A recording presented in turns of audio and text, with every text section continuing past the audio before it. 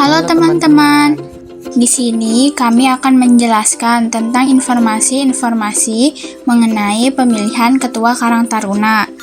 Sebelum itu, ayo kita kenalan dulu yuk. Halo, kenalin, nama aku Roub. Dan nama aku Depira. Halo, salam kenal semuanya. Apakah teman-teman tahu apa definisi dari pemilihan Ketua Karang Taruna? Pemilihan Ketua Karang Taruna adalah proses demokratis di mana anggota Karang Taruna memilih satu dari mereka sebagai pemimpin atau ketua organisasi tersebut. Sedangkan untuk Karang Tarunanya sendiri dapat didefinisikan sebagai organisasi sosial kemasyarakatan, sebagai wadah dan sarana pengembangan masyarakat, terutama generasi muda di wilayah desa atau kelurahan. Apakah teman-teman tahu, untuk menjadi bagian dari anggota Karang Tarunanya sendiri harus memenuhi beberapa syarat juga loh, antara lain bebas dari narkoba, usia minimal 12-45 tahun, berdomisili di wilayah tingkatannya, mengisi formulir pendaftaran, dan juga kemauan dalam berorganisasi. Lalu, apa saja persyaratan untuk menjadi Ketua Karang Taruna? Persyaratan umum yang meliputi 1. Taat kepada Tuhan Yang Maha Esa. 2. Berdomisili di wilayah tingkatannya. 3. Peduli terhadap permasalahan sosial. 4.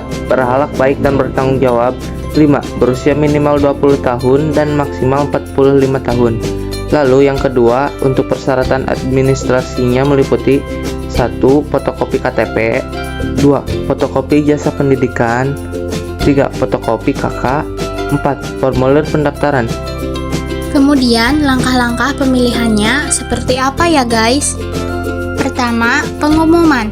Pengumuman ini berisi tentang adanya pemilihan Ketua Karang Taruna harus diberitahukan kepada seluruh anggota Karang Taruna. Pengumuman ini dapat melalui pengumuman di tempat-tempat umum, serta dapat melalui saluran komunikasi. Kedua, pendaftaran calon. Proses pendaftaran calon Ketua Karang Taruna biasanya dimulai. Anggota Karang Taruna yang memenuhi persyaratan dapat mendaftar sebagai calon ketua. Ketiga, ialah kampanye. Setelah pendaftaran ditutup, calon-calon dapat menyampaikan visi misi program kerja kepada anggota Karang Taruna melalui pertemuan atau diskusi. Keempat, pemungutan suara. Pada pemungutan suara ini, sistem pemilihannya dapat bervariasi, yaitu bisa melalui surat suara dan melalui voting secara manual, atau dengan cara menulis nama calon ketua di kertas lalu dimasukkan ke dalam kotak suara. Kelima, penghitungan suara. Setelah pemungutan suara selesai, suara-suaranya dihitung.